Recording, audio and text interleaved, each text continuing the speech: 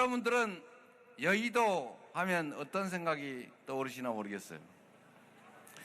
저는 성남, 경기도 이런 데 있다가 제 부족함 때문에 지난 대선에서 떨어지고 나서 또 어쩌다 보니까 국회의원 선거에 당선돼서 여의도에 가서 지금도 직장 주소는 여의도입니다. 그런데 이 여의도가 참 양면적인 것 같아요. 이 여의도는 대한민국 정치의 심장부죠. 사실 정치는 용산에서도 일부 하지만 진짜 정치는 여의도에서 이루어지는 것 같습니다. 그런데 이 여의도 하면 딱 떠오르는 게 멱살 잡고 싸우는 것, 그런 거 아닙니까? 그런데 이 여의도, 이 정치인들이 멱살을 잡고 서로 싸우는 이 모습도 사실은 또 양면이 있는 것 같아요. 저는 정치인들이 치열하게 싸워야 한다고 생각해요. 자신의 사적 이익을 위해서 아니면 가족들의 비리를 감추기 위해서 자기 집단의 영역을 위해서가 아니고 자신이 대표하는 대한민국 주권자를 위해서 목숨 바쳐 싸워야 된다고 생각합니다. 그렇죠? 그런데 이게 잘 구분이 안 된단 말입니다. 저 사람들이 사욕으로 저러는 건지 진짜 국가와 민족을 위해서 그러는 건지 구별이 안 되니까 그 틈에 그러면 잘 모르니까 내가 대신 가려줄게, 이런 존재들이 이제 생겨난 거죠. 그걸 우리는 사이비 언론이라고 부릅니다. 이게 대한민국은 민주공화국이고 주권은 국민에게 있고 모든 권력은 국민으로 나오는 거니까 대통령부터 모든 선출직 권력자들을 다 직접 뽑고 판사든 무슨 공무원이든 장관이든 다 선출 권력이 임명하는 것 아닙니까? 그러니까 이 나라의 주인이 분명히 국민인데 이 국민을 위해서 정치를 한다고 하지만 사실 그들이 정치를 누굴 위해서 하는지는 잘 구별이 안 되죠. 여하튼 그런데 제일 중요한 거는 우리가 일상적으로 매일 감시를 할 수가 없으니까 우리가 뽑아놓은 그 선출 권력 또는 그 선출 권력으로부터 다시 위임받은 임명 권력, 이 임명 권력 담당자들이 제대로 하도록 선택해야 되지 않습니까? 정치는 정치인이 하는 것 같지만 국민이 한다는 말씀을 제가 자주 들은 이유가 바로 그겁니다. 결국은 우리의 권력을 대신 행사할 사람을 누가 뽑습니까? 우리가 뽑지 않습니까? 안타깝게도 많은 사람들이 투표를 포기하죠. 투표를 포기하면 나는 관계없어, 나는 중립이야, 이렇게 생각할지 모르지만 실제로는 포기한 만큼은 다 현상 유지에 동의하는, 변화를 바라지 않는 기득권자의 편이 되는 거죠. 그런데 이 우리를 대신해서 권력을 행사할 선출 권력을 잘 구성해야 임명 권력도 선출 권력을 따라서 국민을 위해서 일할 텐데 문제는 고르려니까 뭘 알아야 면장을 한다고 정보가 있어야 되잖아요. 과연 우리 한민수 의원이 일 잘하나? 꼭 하루 종일 내가 그걸 쳐다보고 현미경 들고 조사하러 다닐 수도 없고 결국은 이제 정보를 입수되는 정보 가지고 판단할 수밖에 없는데 누가 귀에다 자꾸 넣어준단 말이에요. 밤에 밥 먹고 있으면 막 텔레비에서 막 가르쳐줘요. 한민수 저거 사실은 보이기만 저렇게 멀쩡해 보이지 사실은 속은 시커매. 에? 뭐 이렇게 최현일 글쎄요. 라는 설이 있어요. 이렇게 하면 그 반은 진짠가? 이렇게 자꾸 정보가 이제 왜곡이 되면 어느 날 지나가는 최현일 의원을 보면 저 인간이 혹시 뭐 어떻게 이런 의심이 썩 생기라는 거죠. 요새는 그래도 유튜브 덕에 여하튼 이 주권자들이 자기 주권을 대신 행사할 어떤 누군가를 선택하는 것은 결국 정보를 가지고 판단할 수밖에 없는데 이 정보를 전달하는 매개가 있죠. 그걸 우리는 언론이라고 부릅니다. 그래 언론의 가장 큰 직무는 정론 직필하는 거죠. 제대로 정확한 정보를 알리고 정확한 주장을 하는 거죠. 저는 언론이 저를 비난하는 것에 대해서는 개의치 않아요. 뭐 비난하는 건 자유죠. 욕을 하든 우리 노무현 대통령이 그랬지 않습니까? 대통령 욕하고 씹는 건 국민의 권리인데 그것도 취미 활동으로 할 수 있는 거 아니냐? 뭐 그럴 수 있죠. 문제는 가짜 정보가 문제인 거죠. 가짜 정보를 제공해가지고 사람은 주입되는 정보에 따라 판단할 수밖에 없기 때문에 이 가짜 정보에 노출이 자꾸 되면은 결국 그 주입된 정보에 따라 판단할 수밖에 없는 거죠. 그게 사람의 한계 아니겠습니까? 그래서 정확한 정보에 의해서 정확한 판단을 해야 되고 그래야 진정으로 국민이 주권을 행사하는 제대로 행사하는 진짜 민주국가, 민주공화국이 되는 것 아니겠습니까? 이 정보가 얼마나 중요하냐면 제가 어제가 5.18이니까 저는 80년 5월에 상대원 공단의 오리엔트 시계라고 하는 공장에 소위 말하는 당시 표현으로는 공돌이 소년 노동자였는데 그때 저는 당연히 주어지는 정보에 따라서 광주 그 억울한 희생자들이 폭도들인 줄 알았죠. 공연히 그 경찰서 무기고 털어가지고 멀쩡한 군인들 경찰한테 총이나 쏘면서 난독을 일으켜가지고 국가를 전복하려고 그러는 그런 세력인 줄 알았죠. 그래서 저는 그 사람 나쁘다, 폭도다 이렇게 내 입으로 비난을 했죠. 요즘 말로 하면 2차 가해를 한 거 아니겠습니까? 그런데 저는 몰랐죠. 그런데 이거를 그 80년 그때 당시에 다 숨겼으니까 차단하고 그러니까 결국은 사람들은 모르고 방송에서 신문에서 주어지는 정보대로 광주를 고립해서 그 억울한 피해자들을 가해자로 둔갑시켜서 2차 가해를 전 국민이 하고 있었던 것 아닙니까? 얼마나 슬픈 일이에요. 얼마나 억울했겠어요. 죽은 것도 억울한데 가해자로 매도됐으니. 그런데 이거를 누군가가 이재명 같은 이 철없어서 정부 정확하게 잘 모르던 사람들한테 알려주기 시작한 거죠. 기억하실 겁니다, 여러분들은. 어느 날 저런 건물 옥상에서 누군가가 삐라를 한 줌 뿌리죠. 그럼 막 날려가지고 날리면 이 근처에 몰려있던 사복경찰들이 막 주워서 걷어가고 올라가면 잡아가지고 한 번 그런 거 유인물 50장 100장 뿌리면 징역 8개월에서 징역 1년씩 살렸습니다.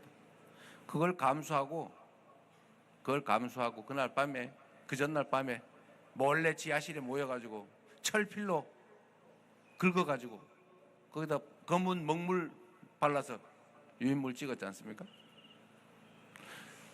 그 100장 50장의 유인물 뿌리고 징역 1년을 살려고 그렇게 다 한 이유가 뭐겠어요?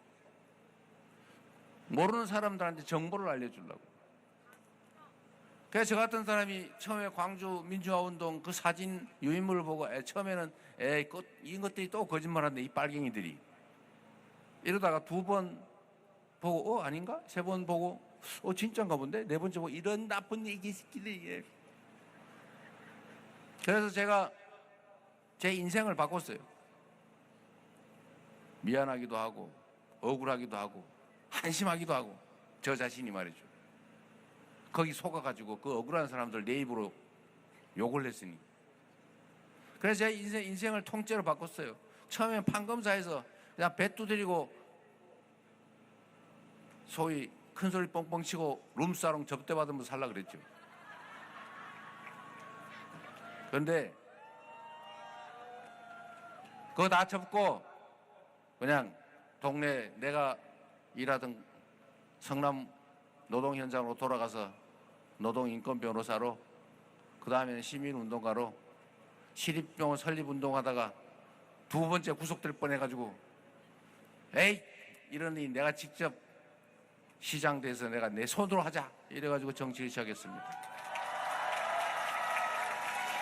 그러다 흘러 여기까지 오고 말았네요.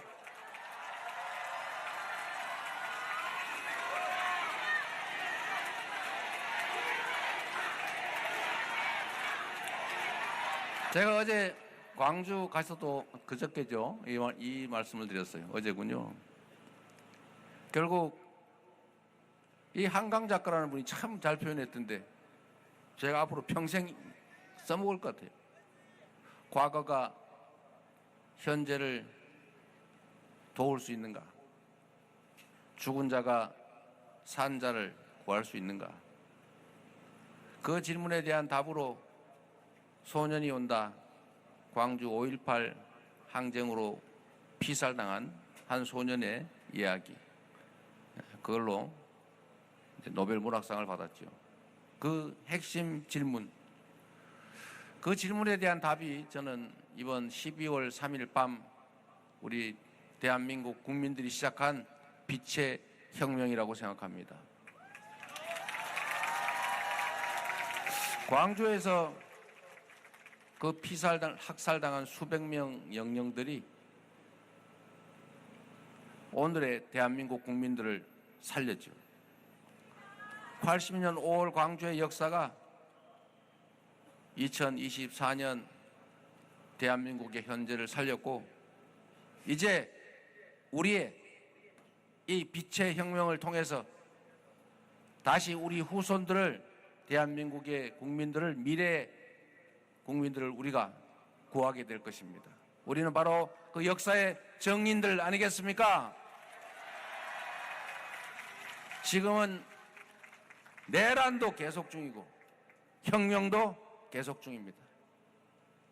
전 세계에 없는 위대한 무혈의 평화혁명을 두 번이나 이뤄낸, 그리고 두 번째 평화혁명을 우리 국민들이 이어가고 있는 중입니다. 그 혁명의 끝, 새로운 세상의 시작이 바로 6월 3일이 될 것이고, 여러분들은 바로 그 역사의 증인들이 될 것입니다.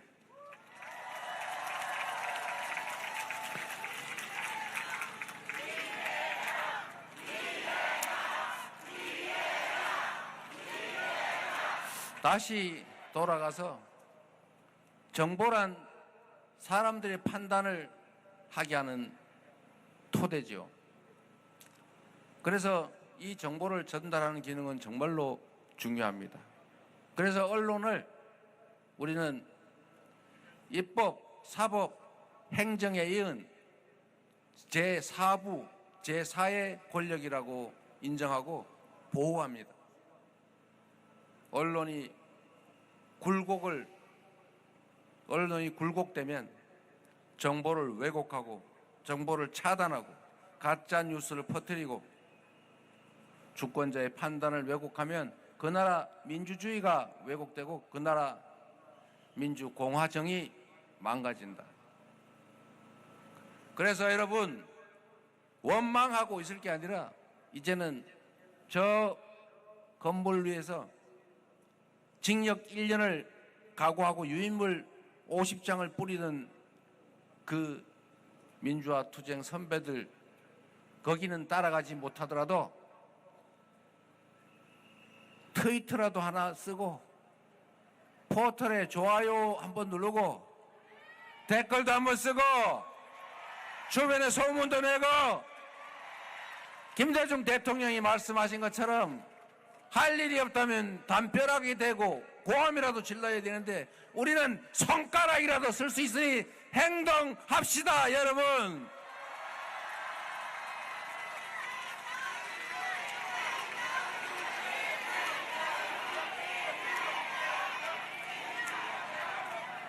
우리 대한민국 국민들은 참으로 위대한 사람들입니다. 식민지에서 해방된 나라 중에 산업화 그리고 민주화를 동시에 이룬 나라 전 세계 유일합니다.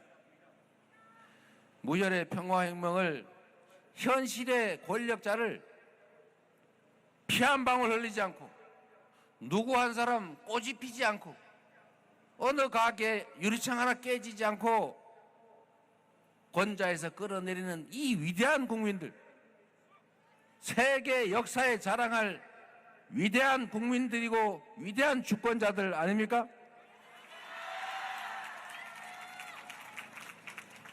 우리가 비록 지금 어려운 상황에 처해 있습니다.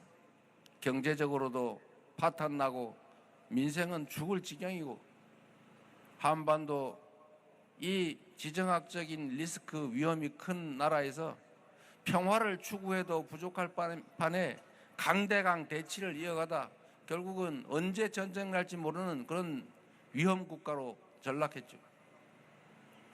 전 세계에 자랑하던 정말 K-팝 드라마 한국어를 배우려고 줄을 짓는 그런 자랑스러운 나라에서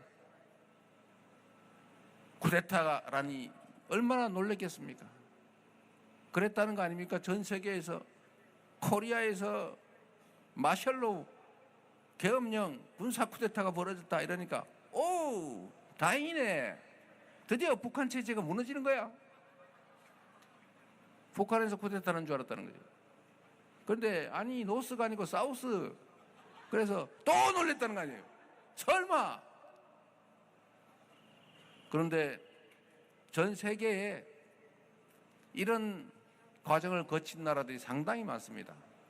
잘 살다가 정말 경제 성장하고 인정받는 나라에 있다가 그 부패한 권력자들이 총을 들고 칼을 들고 권력을 남용해서 독재국가로 전환하면서 폭삭망해가지고 아주 그냥 제3세계로 후진국으로 떨어진 나라 많지 않습니까? 내가 어느 나라라 그러면 그것도 외교상 문제가 된다 그래서 더 이상 얘기는 안 할 건데 그런 나라 부지기수입니다. 지금 우리나라가 딱 그 짝이 나느냐 아니면 과거를 회복하고 더 나은 나라로 미래로 나아가느냐 이게 결정되는 순간입니다. 지금은 이렇게 평온해 보이지만 역사의 눈으로 멀리서 보면 역사의 변곡점 꼭대기 위에 서서 칼날 같은 그 능선에서 과거로 굴러 떨어질지 미래를 향해 나아갈지가 결정되는 엄중한 그 역사적 분수령 순간에 있는 것이죠. 우리가 반드시 자식들에게 우리나라 한때 잘 살았는데 우리 왜 이리 됐어? 아이고 이렇게 만들 거냐. 우리가 한때 위기를 겪었지만 우리 선배 세대들의 헌신과 노력으로 더 나은 나라가 됐고 더 희망 섞인 나라가 됐다라고 말하게 할 것이냐. 바로 이 순간에 달려 있습니다. 그렇지 않습니까, 여러분? 여러분의 손에 우리 국민들의 손에 이 나라의 미래가 운명이 달려 있는 것입니다. 그러나 분명한 것은 우리는 위대한 국민이고 그 위대함으로 기득권자들이 만들었던 온갖 위기와 역경들을 다 이겨내왔고 지금도 그 부패하고 무능하고 폭력적인 윤석열 정권, 국민의힘 정권으로부터 이 나라를 구하고 있다. 새로운 미래를 열어가고 있다. 맞습니까, 여러분?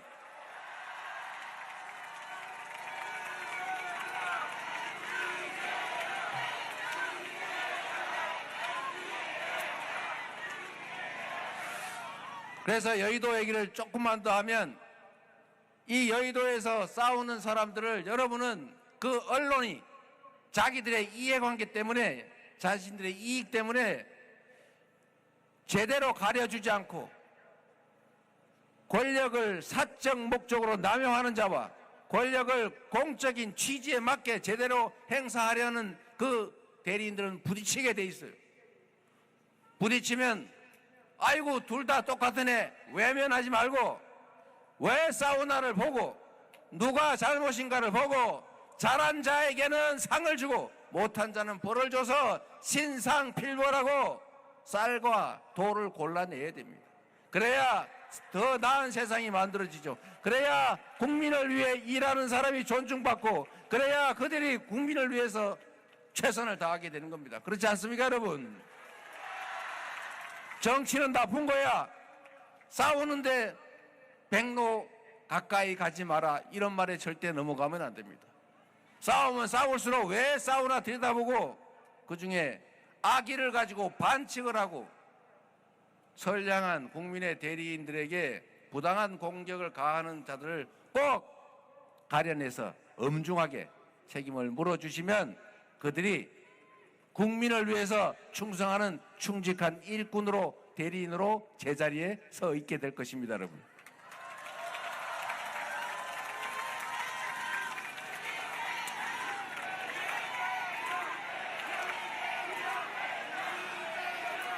정치를 하는 이유는 결국은 더 나은 대한민국의 미래를 위해서, 더 나은 국민들의 삶을 위해서입니다.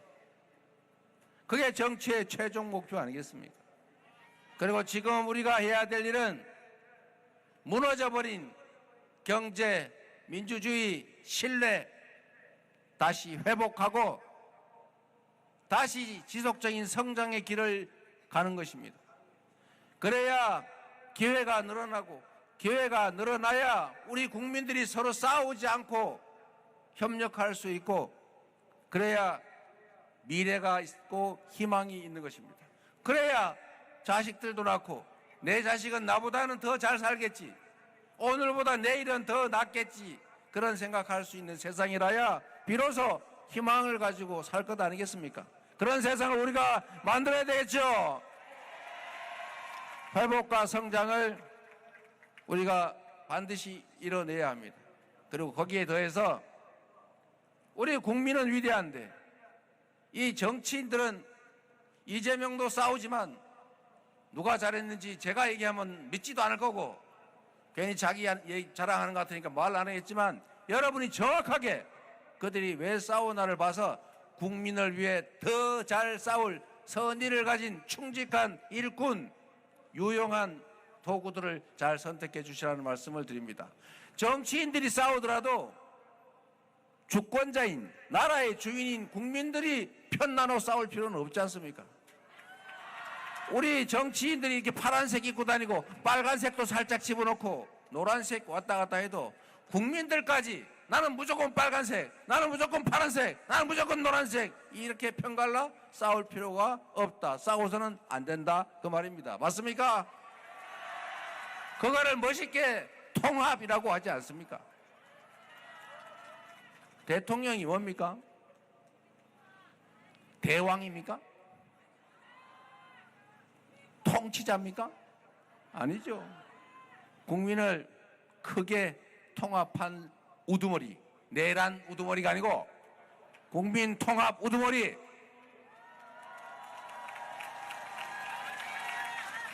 비록 편을 갈라 한쪽 편의 대표로서 국가나 공동체 총책임자가 된다 한들 총책임자 회장이 되고 나면 자기를 지지했든 미워했든 다른 편에 속했든 가리지 않고 다 우리 공동체의 구성원이니 동등하게 대우하고 학대하지 말고 통합해서 싸우지 않고 힘 모아 손잡고 함께 나가게 하는 것, 이게 바로 대통령, 회장, 동문회장, 대주가 할 일 아니겠습니까? 그래서 오늘은 특별히 소개해드릴 분이 한 분 있어요. 여러분, 세상에는 음지가 있으면 양지가 있는 거예요. 산이 높으면 계곡이 깊고 긴 게 있어야 짧은 것도 있고 사람이 죽으니까 산다는 게 의미가 있는 것 아닙니까? 다 필요한 거예요. 나는 서쪽이니까 동쪽을 없애버린다. 가능합니까? 나는 왼쪽이니까 오른쪽 제거해버리자. 가능합니까? 한쪽 날개로 날 수 있어요. 세상에는 진보적 가치를 추구하는 정치 집단도 필요하고 보수적 가치를 추구하는 집단도 필요합니다. 민주당은 실제 내용을 보면 명확하게 중도인데 중도 쪽에서 중도도 또 나누면 왔다 갔다 할 거 아닙니까? 왜 왼쪽 오른쪽이냐? 너는 좌파냐 우파냐? 꼭 왜 좌파 우파라 됩니까? 그냥 파하면 안 됩니까? 양파 할래 양파. 나 양파요. 누가 보수와 진보 중에 하나 골라라 그러길래 그걸 왜 골라야 됩니까? 필요할 때는 지킬 거는 지키고 고칠 건 고치고 해야지. 나는 계속 지키기만 할 거야.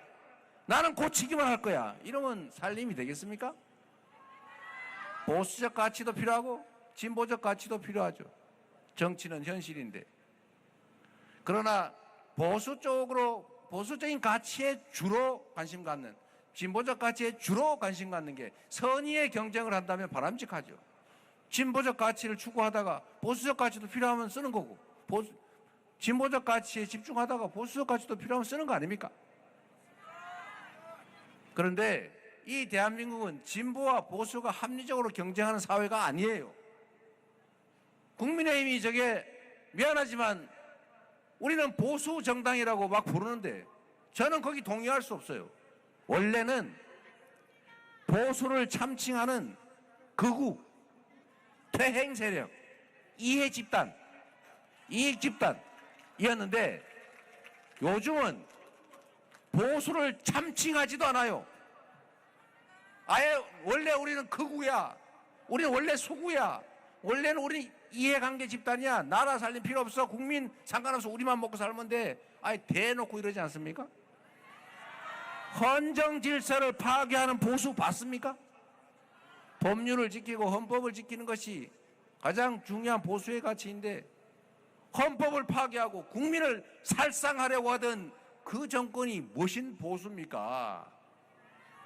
그러면 빨리빨리 제명하고 책임을 묻고 탄핵 결의에도 적극 참여하고 계엄 해제도 적극적으로 참여를 해야지 반대로 하지 않습니까? 심지어 지금 광주 5.18이 다시 일어나는 거 아니냐 해서 그 트라우마에 시달리는 광주 5.18 며칠 전에 광주 5.18 학살의 그 실무 책임자였던 특전사령관 정호영이라는 사람을 선대위에 영입을 했어요. 모셨어요.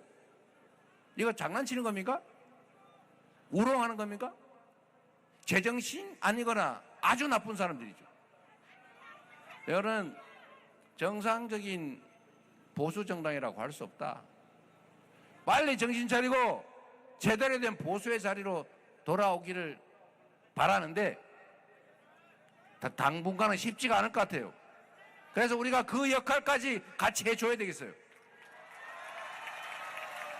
그래서 이 일을 같이 할 그쪽에서 견디다 버티다 도저히 안 돼서 탈출한 분이 있길래 저희가 모셔왔어요. 허은아 전 개혁신당 대표입니다.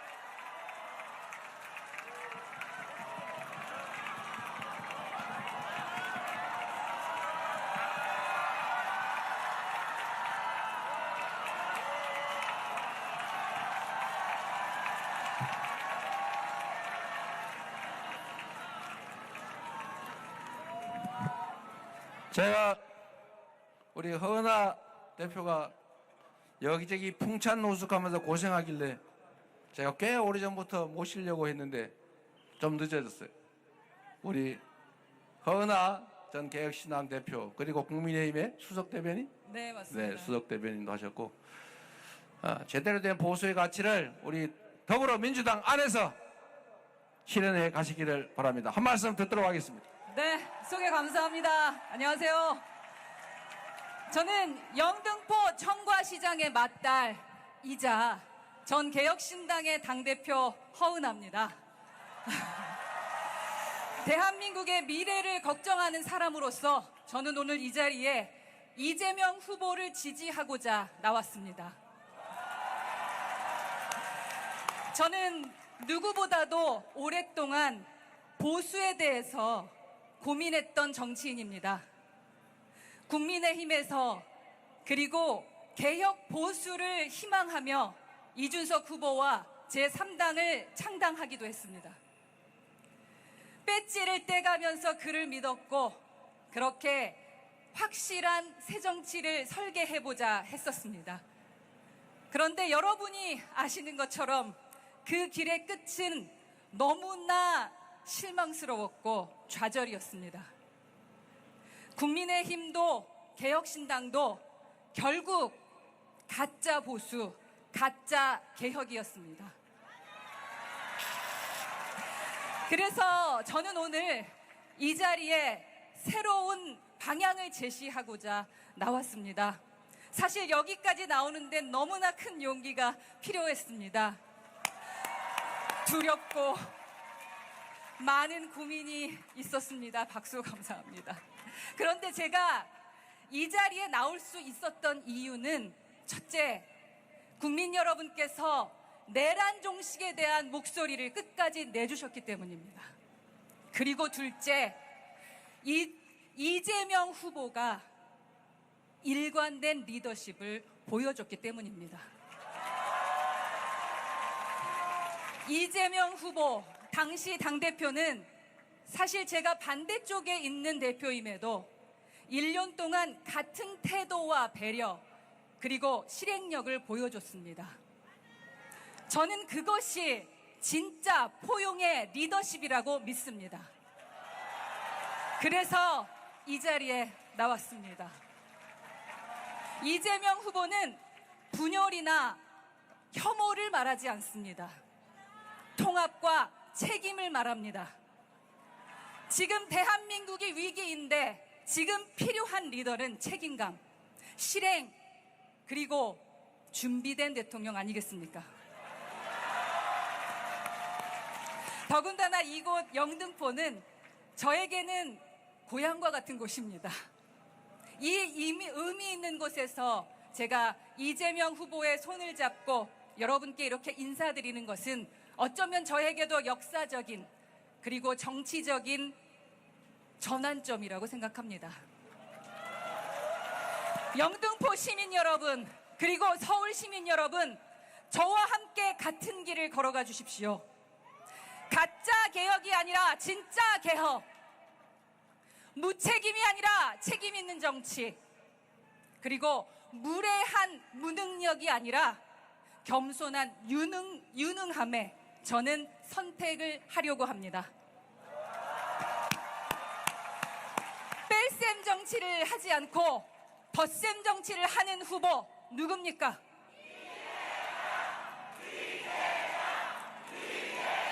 맞습니다.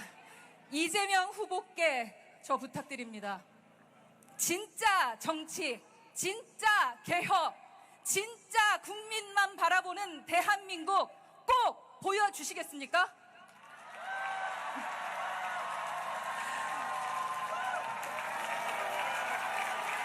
제가 미력 하나마 우리 후보님과 그 같은 길을 가겠습니다. 여러분 함께 하시겠습니까? 허은아, 허은아. 이 위기의 대한민국을 함께 손잡고 넘어갈 우리의 새로운 동지 허은아 환영합니다.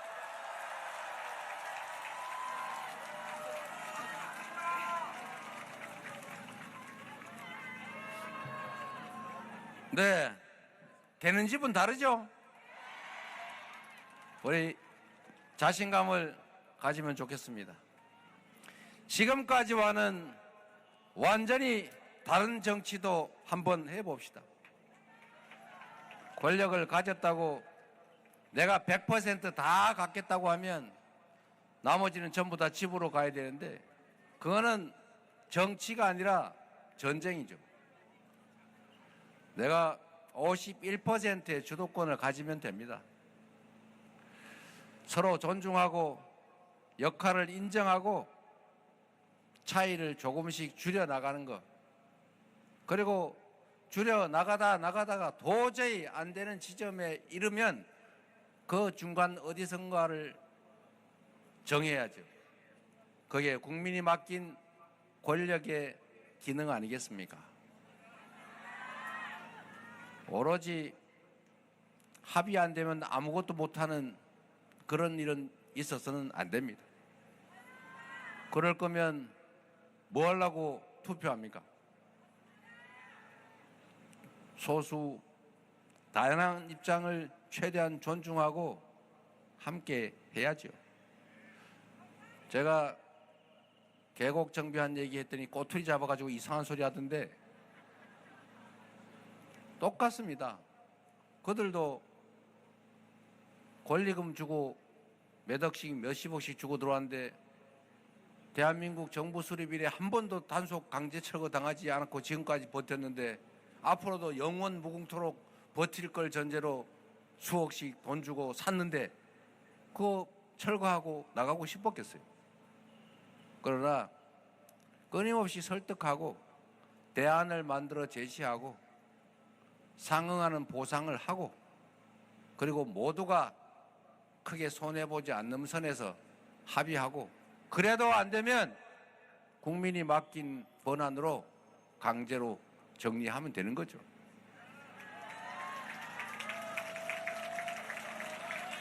(1700개인가) (1900개쯤) 된다는데 그중에 강제로 철거한 데는 10개도 안 된다는 겁니다. 국정도 마찬가지죠. 이해관계가 충돌하지 않습니까? 정치는 그 사회가 가지고 있는 자원을 강제로 배분할 권한을 누가 가질 것인가를 정하는 것입니다. 옛날에는 총칼로 힘센 쪽이 다 갖고 다 마음대로 했죠.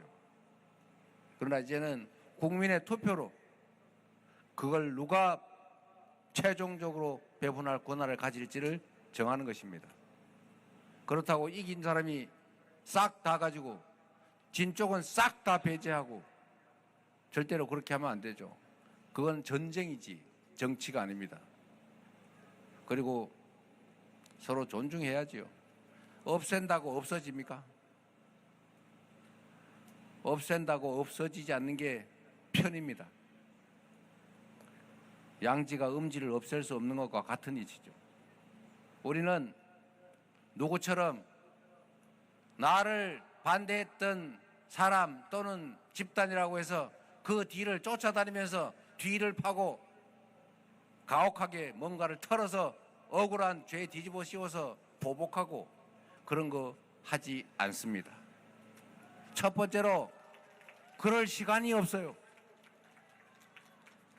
두 번째, 그 힘이 있으면 국민들이 좀 더 나은 환경에서 행복을 누리게 한다면 그게 더 기쁜데 뭐 하려고 그 괴로운 일을 하고 있습니까?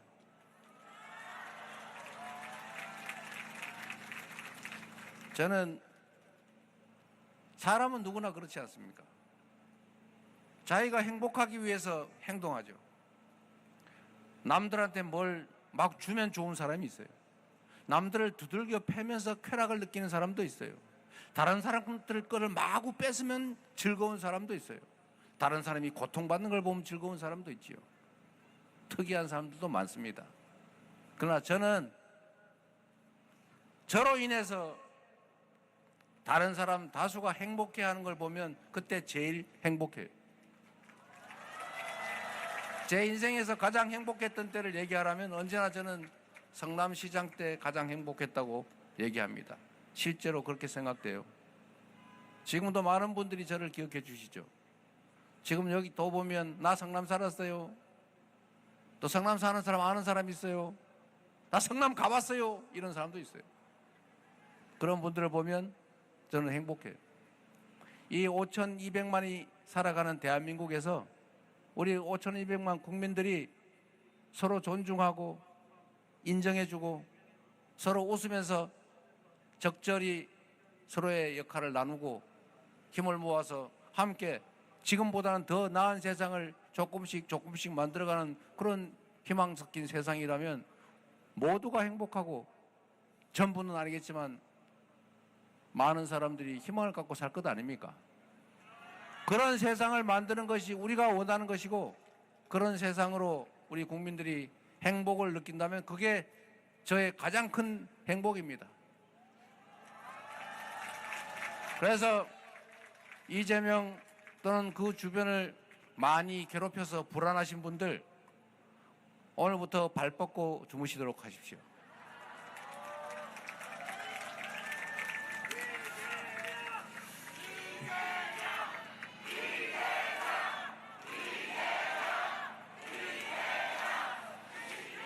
영등포 구민 여러분, 말씀드린 것처럼 지금 이 순간은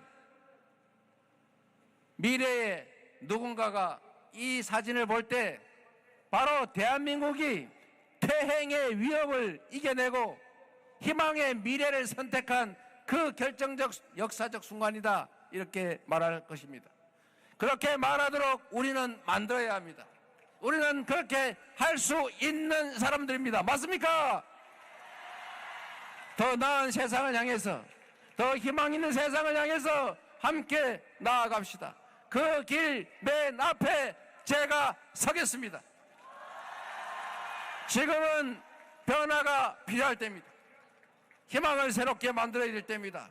퇴행을, 폭력을 이겨내고 희망의 나라를 향해 나아갈 때, 바로 그때이기 때문에 지금은 이재명입니다. 감사합니다.